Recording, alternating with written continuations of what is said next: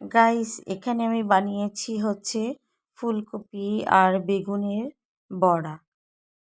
এখানে আমি ফুলকপিগুলো কুচি কুচি করে নিয়েছিলাম, বেগুনও সেমভাবে কেটে নিয়ে পেঁয়াজ, তারপরে ঝাল লবণ মশলা সব কিছু দিয়ে একদম একটু হালকা বেসন দিয়ে সুন্দর মতো মথে মাখিয়ে নিয়েছিলাম।